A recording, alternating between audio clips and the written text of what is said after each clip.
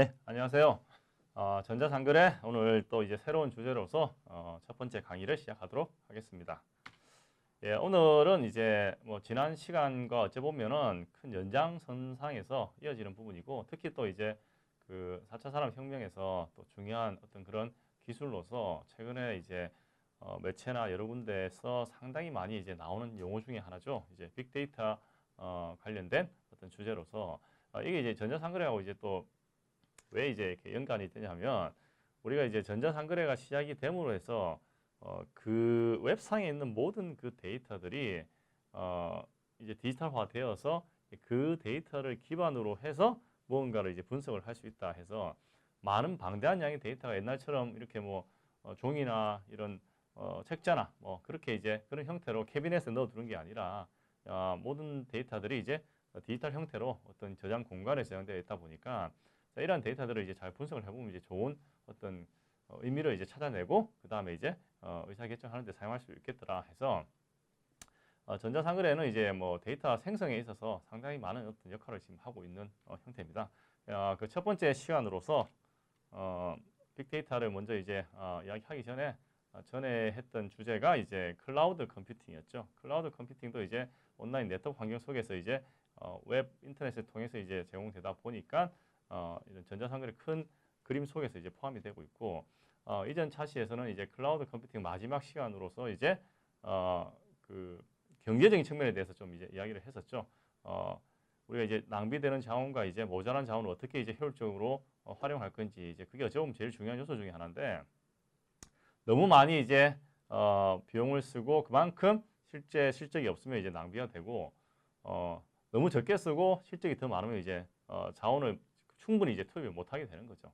그래서 우리가 이제 지난 시간에 그래프에서 이런 형태의 그래프의 예측, 예. 고정 비용은 투자를 했으면 어느 정도 유지가 되다가 다시 또 투자를 해서 고정 비용이 올라가고 유지가 되고 또 올라가고 하는 형태인데, 예측은 이제 이런 형태로 되면은 요만큼의 어떤 차익이 생겨나게 된다는 거죠. 반대로 이렇게 지나가면은 요만큼 이제 모자란 자원이 이제 발생하게 되는 거고. 자, 그런 부분에 대해서 좀 이야기를 했고, 그 다음에 이제 지난 시간에 이제 클라우드 컴퓨팅 도입하기에 어떤 기업 환경에서 이제 적합할까, 이제 그런 요인들에 대해서 알아봤습니다. 오늘의 이제 학습 목차를 보시면, 먼저 클라우드 컴퓨팅과 뭐 웹과 웹 이전과 마찬가지로 먼저 이제 빅데이터가 무엇인지, 거기에 대해서 이해하는 게 제일 중요합니다. 물론 빅데이터에 상당히 이제 세부적인 요소들이 많이 있지만 가장 기본이 제일 중요하기 때문에 빅데이터의 개념이 무엇인지, 그 다음에 빅데이터에 어떤 요소가 있는지, 우리가 말하는 빅데이터와 비즈니스 데이터라고 하는데 이게 어떤 차이가 있는지, 출연 배경, 이러한 학습 목차를 가지고 여러분들이 오늘 강의를 통해서 무엇보다도 알아야 되는 게 빅데이터가 무엇인지에 대해서 알아야 됩니다. 거기서 이제 규모, 다양성, 속성, 이게 이제 빅데이터의 세 가지 그 특징이라고 이제 이야기를 하는데, 이 세 가지 특징에 대해서 이해를 하고, 그 다음에 이제 빅데이터에 대한 이해를 가지고 빅데이터가 아닌 데이터, 이제 그거와 이제 비교했을 때 무엇이 틀린지, 마지막으로 이제 빅데이터가 이제 출현하게 된 그런 어떤 기술적, 사회적, 경제적 측면에 대해서 이해를 할 수가 있어야 됩니다. 자, 먼저 빅데이터가 뭐냐? 빅데이터 여러분들 많이 이제 보고 있죠. 데이터가 크다. 영어로 이제 해석을 하면 굳이 이제 크다 그런 말인데, 빅데이터는 데이터가 크다는 게 아니라 데이터의 양이 많다고 생각하시면 돼요. 근데 그 데이터라고 하는 게 형태가 다 틀리다는 겁니다. 하나의 형태가 아니라 다양한 형태로 이제 되어 있는 데이터가 많다. 그리고 이 데이터가 생성이 되는 장소도 상당히 많더라. 예. 이 세 가지가, 제가 방금 이야기한 이 세 가지가 이제 빅데이터의 세 가지 요소입니다. 먼저 첫 번째가 규모, 볼륨이고, 두 번째가 이제 다양성, 그리고 속도입니다. velocity. 이 세 가지가 이제 빅데이터 요소고, 먼저 여기에서 이제 규모는 여기 뭐 몇 가지 설명을 해놨습니다. 유사 이래 2003년까지 생성된 정보가 5엑사바이트다. 엑사바이트. 우리가 이제 그 뭐 데이터 단위에 대해서 여기 지금 이제 여기 밑에 여기 이야기를 하고 있죠. 여러분들 뭐 기가바이트, 테라바이트, 뭐 메가바이트 뭐 그런 이제 좀 낮은 단위 그거는 이제 우리가 일상적으로 많이 쓰기 때문에 아마 아실 건데 어느 정도의 수준이냐 봤을 때 여기 뭐 데이터 단위 해서 1제타바이트는 10의 3승 엑사바이트. 그거는 10의 12승의 기가바이트. 그거는 뭐 이렇게 뭐 이꼴 해서 연결됩니다. 예. 10의 21승 바이트다. 예. 이렇게. 5엑사바이트라고 하면 양을 측정하기는 힘든데 이걸 2003년 이후 지금 2003년 이제 10년 정도 되는 기간에 1.8 제타바이트의 정보가 생성이 되었다 해서 짧은 기간에 엄청나게 방대한 양의 데이터가 만들어졌다. 예? 이러한 정보가 미국 의회 도서관에 이제 현재 저장되어 있는 정보, 그 미국 의회 도서관에 저장되어 있는 그 정보가 235 테라바이트입니다. 예. 미국 의회 도서관 하면 상당히 많은 데이터가 있다 우리가 이제 생각을 할 수 있겠죠. 예. 하나의 어떤 큰 도서관인데 235 테라바이트인데 1.8 제타바이트는 거의 400만 규모입니다. 미국 의회 도서관에 저장되어 있는 그 데이터에 400만 규모의 데이터가 지난 10년 동안 생성이 되었다는 겁니다. 만약에 여기 있죠. 좀 쉽게 이야기를 하면 16GB 하면 여러분들 뭐 이해를 하실 겁니다. 뭐 우리가 일상적으로 이제 쓰는 정도의 용량이기 때문에 16GB 아이패드 축구장 면적으로 쌓아 올리면 자 축구장 면적이 이렇게 생겼죠 우리가. 그래서 아이패드를 여기 하나씩 이제 까는 겁니다. 축구장 하나 덮는데도 아이패드로 축구장 하나 덮는데도 상당히 많이 필요하겠죠. 쌓아 올리면 대기권의 2배 높이에 도달한다. 위로 이제 층층 쌓아 올리면 위로 계속 층층 쌓아 올리면 저 올라가겠죠. 이제 우리 그 블락 쌓는 것처럼 그 높이가 대기권 2배 높이에 달하는 그 정도의 규모이다 해서 실제로 대규모 데이터이면서 빅이라는 이름이 붙여집니다. 빅은 크다는 말이 아니라 규모가 대단히 크다. 그런 형태로 해석을 하시면 되겠고 다양성은 이제 빅데이터를 설명할 때 이제 규모와 더불어서 생각해야 되는 요소 중에 하나입니다. 이게 짧은 기간 동안 방대한 양의 데이터가 막 나오게 되면은 그 데이터의 어떤 그런 종류가 일관적이지 못합니다. 데이터의 다양성이라고 하면은 여기 정형화 데이터, 반정형, 비정형 세 가지 유형의 데이터를 우리가 일반적으로 이야기를 하는데 정형이 구조가 잡혀 있다. 정형화를 이제 구조적 데이터라고 합니다. 예. 그럼 구조 반대죠. 비정형은 예. 비구조입니다. 구조가 없다. 이거는 이제 반구조죠. 반구조. 자 쉽게 생각하면 정형화 데이터는 우리가 데이터를 수집을 하면 저장을 하게 되겠죠. 예? 저장할 수 있는 어떤 그런 틀을 다 만들어 놓고 그 안에다가 데이터를 딱딱 집어넣습니다. 자 그러면 내가 사용자로서 그 데이터를 사용하는 사용자로서 어디에 뭐가 있는지를 알 수 있죠. 쉽게 찾을 수 있는 겁니다. 여러분들 뭐 우리는 뭐 대부분 다 이제 아파트에 살고 있죠. 아파트는 우리가 원하는 스타일로 디자인을 할 수 없습니다. 기본 구조. 예? 설계가 다 잡혀 있죠. 그 잡혀 있는데 우리는 맞춰서 들어가서 사는 거죠. 맞춰서 가구도 넣고 맞춰가지고 냉장고도 넣고. 그래서 이제 이사 가면은 왜 가구 바꾸고 그런 일들을 좀 많이 하죠. 전에 살던 구조에서 있던 가구가 새 구조에서 맞지 않으니까. 그런 형태로 정형화 데이터도 기본 틀을 잡아놓고 이 데이터를 넣는다. 되게 쉽습니다. 그래서 관리도 더 쉬워지고. 우리가 말한 이제 데이터베이스, 관계형 데이터베이스 하면은 이게 다 이제 정형화 데이터입니다. 그 다음에 비정형은 이런 틀이 없다는 거죠. 쉽게 이야기해서.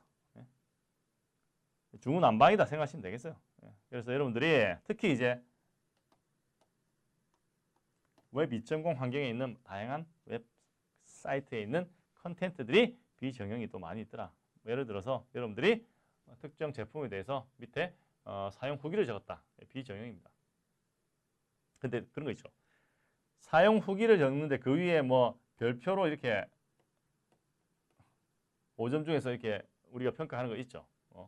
어떤 뭐 그 호텔 숙박 시설에 머물렀더니 친절함은 몇 점이냐, 뭐 저기 위치는 몇 점이냐, 뭐 가격은 몇 점이냐 그렇게 이제 정해놓은 거 있죠. 이런 거는 또 이제 그 틀이 잡혀 있습니다. 그 밑에 후기를 막 적어놓죠. 그런 건 이제 비정형입니다. 그 안에서 의미 있는 것을 이제 뽑아내려고 하는 거죠. 반정형은 이제 이 두 개가 이제 어느 정도 이제 섞여 있는 거죠.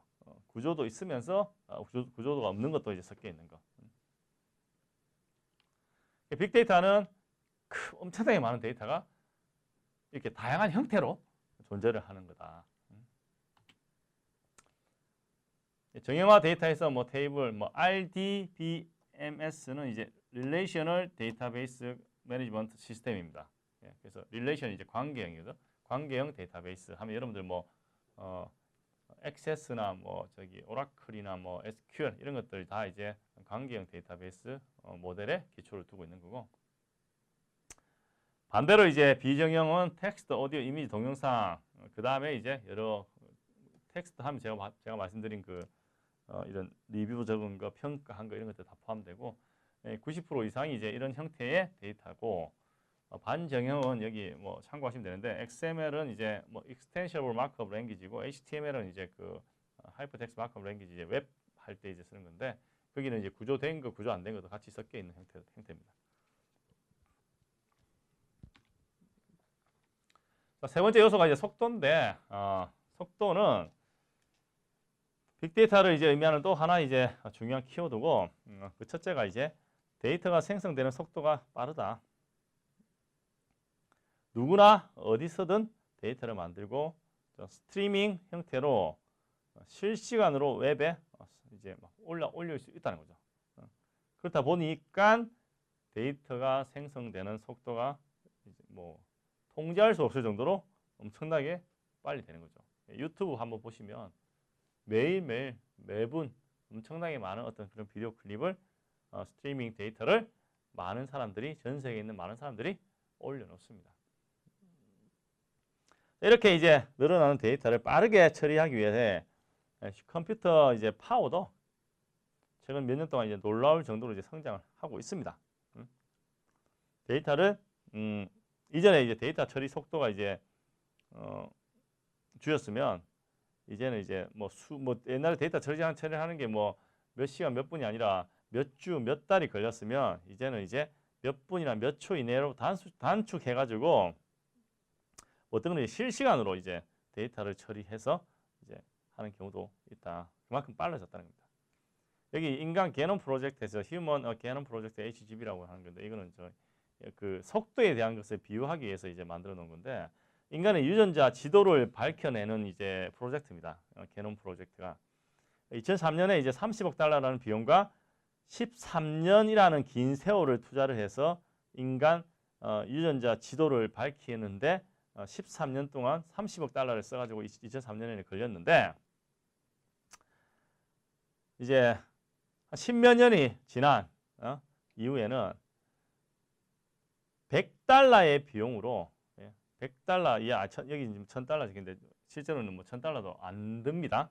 아주 저렴한 비용으로 한두 시간 아니면 뭐 그 케이스마다 좀 틀리지만 1일 내지 2일 내 아니면 한두 시간 내도 바로 인간 그 유전자 그런 지도를 이제 바로 만들어낼 수가 있다는 거죠. 자, 이게 무엇을 의미하냐? 그만큼 데이터를 처리하는 속도가 기술이 좋아졌다는 거죠. 아무리 많은 양의 데이터도 요즘은 이제 처리할 수 있다는 거죠. 빅데이터의 세 가지 요소가 규모는 제타바이트 시대다. 1000조 메가바이트랍니다. 제타바이트는 다양성, 데이터의 형태가 정형, 반정형, 비정형 다양하다. 속도는 빠른 시간에 데이터가 나와서 만들어지고 또 유통이 되고 분석을 해서 이제 활용이 되고 있더라. 그래서 빅데이터의 세 가지 요소 하면은 규모, 다양성, 속도, Volume, Variety, Velocity V 세 개 이거는 뭐 이 수업 말고도 빅데이터를 이야기하는 어떤 다른 수업에서도 이렇게 똑같이 나옵니다. 자, 그러면 지금 이제 빅데이터가 어떤 특징을 가지고 있는가 이야기를 했는데, 그럼 그 빅데이터가 아닌 데이터는 어떤 데이터냐? 보통 이제 기업 데이터, 비즈니스 데이터, 아니면 뭐 관계형 데이터 하면은 빅데이터가 아닌 데이터입니다. 왜? 비즈니스 데이터 하면은 이제 일반적으로 현대 기업도 마찬가지지만 많은 기업들이 그러니까 이제 관계형 데이터베이스는 이거는 이제 데이터를 관리하는 모델입니다. 모델. 우리 그 수업 중에서 데이터베이스 입문 수업을 아마 들으신 학생들은 이게 어떤 의미를 가지는지 훨씬 더 이해하기가 쉬우실 건데, 관계형 데이터베이스는 그 데이터의 기본 틀을 만들어 놓고 거기다 데이터를 이제 딱딱딱 집어넣습니다. 그래서 내가 필요할 때 뽑아서 쓰고 분석도 하고 할 수 있는 형태고, 기업 데이터가 이제 다 그런 식으로 저장이 되어 있다는 거죠. 관계형 데이터베이스 모델은 그런 형태의 데이터 모델 중에 하나고, 실제 관계형 데이터베이스 모델도 여기 잘 안 보이네요. 1970년도에 그 모델 이론이 개발됐는데, 지금 이제 이 2020년 된 이 시점에서 이런 이야기를 하는 거는 반세기가 지났는데, 왜 그러냐?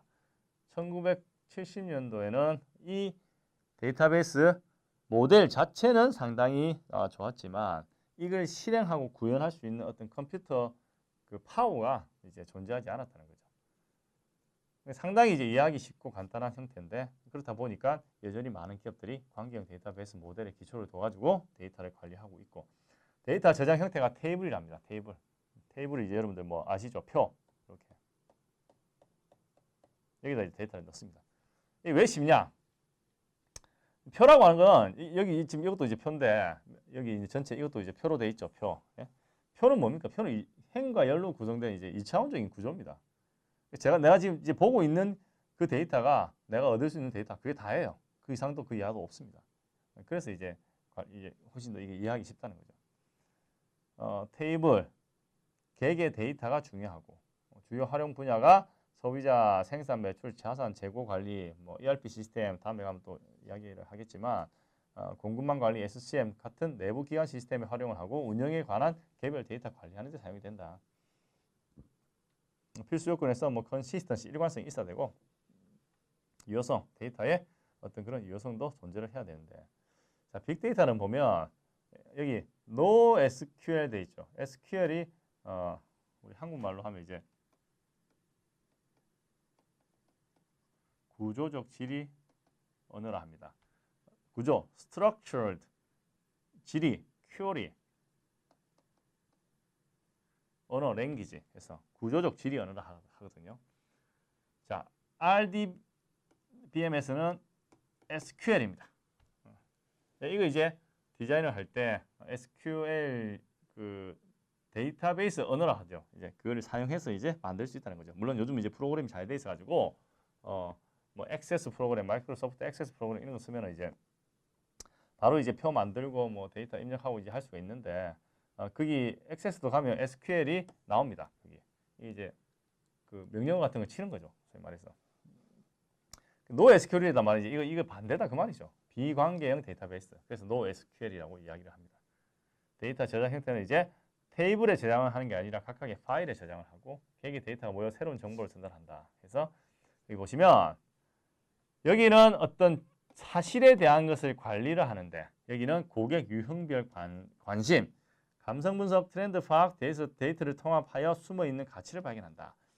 있는 자체의 데이터를 정리하는 것보다는 있는 데이터로부터 무엇인가를 더 분석을 해서 새로운 지식, 정보를 찾아내는데 중점을 두고 있다는 거죠. 뭐 필수 요건 수평적 확장, 분산, 가용성, 응답성, 이런 것들이 이제 중요하다고 보시면 되고,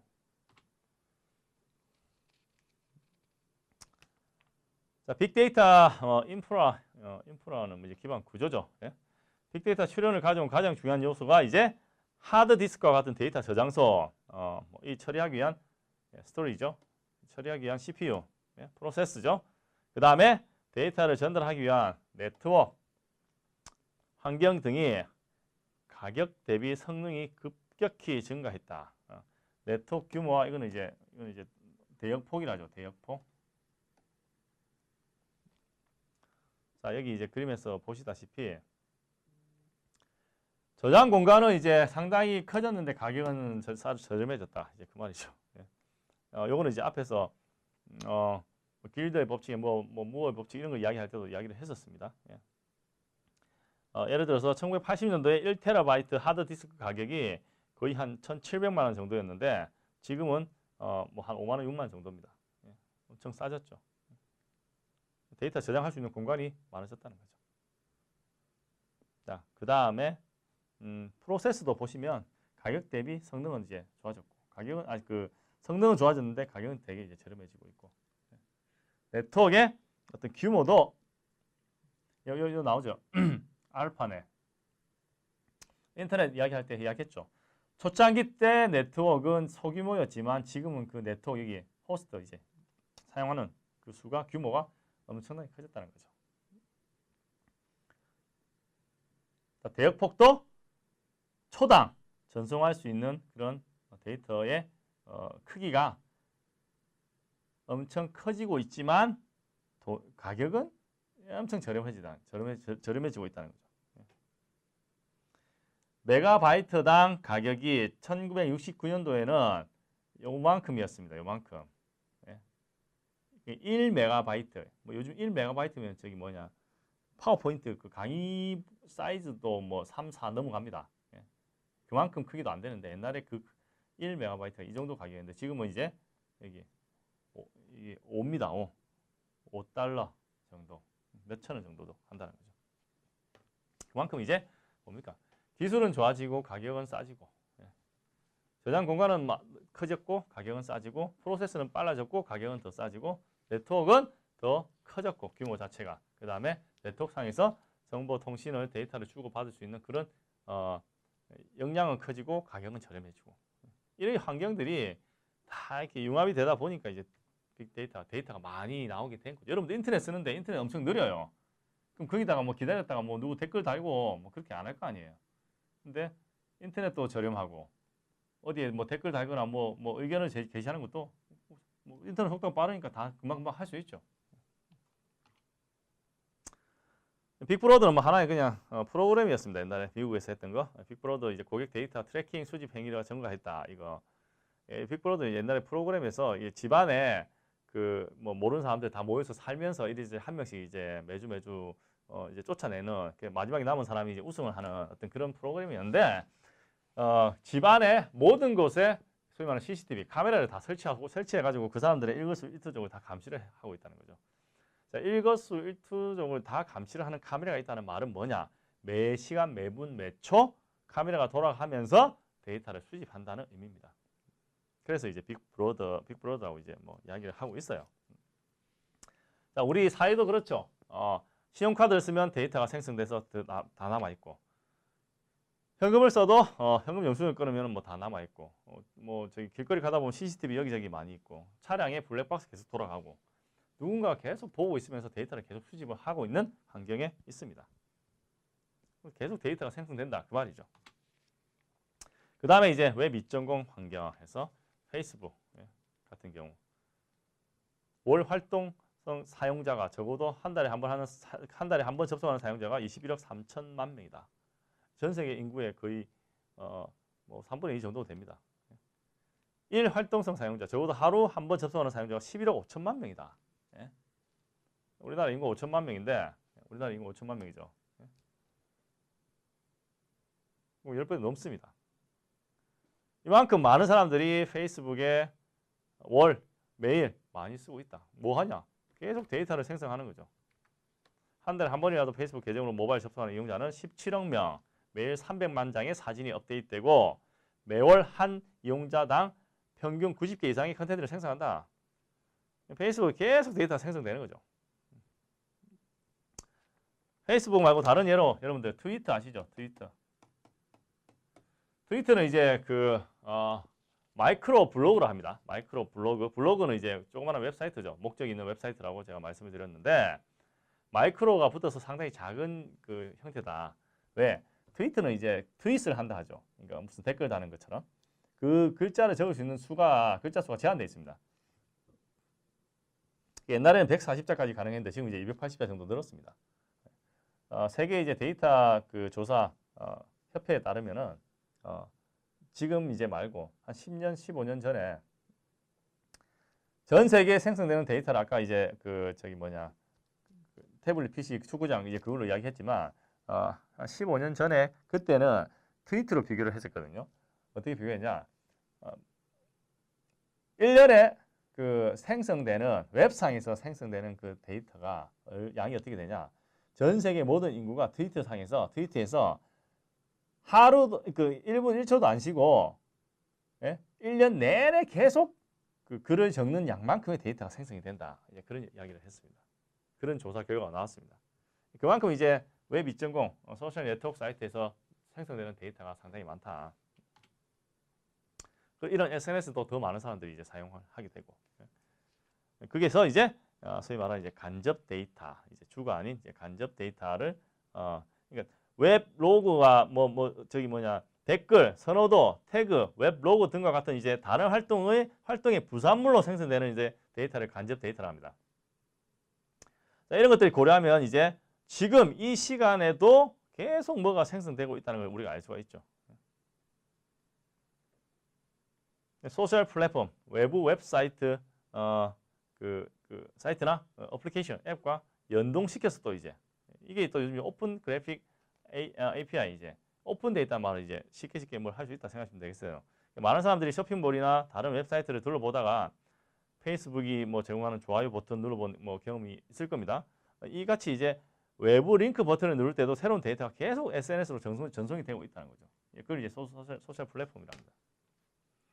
웹사이트에서 이루어지는 모든 활동들은 하나하나가 다 이제 데이터 생성으로 이어진다. 멀티미디어 데이터 폭증하고 있다. 단적인 예가 유튜브 1분마다 24시간 분량의 비디오가 업로드된다. 지금 이 시간에도 유튜브에 비디오 업로드하고 계신 분 계시죠? 하이 데피니션 HD 동영상이 전체 인터넷 트래픽의 50% 이상 차지한다. 이게 무엇을 의미하냐?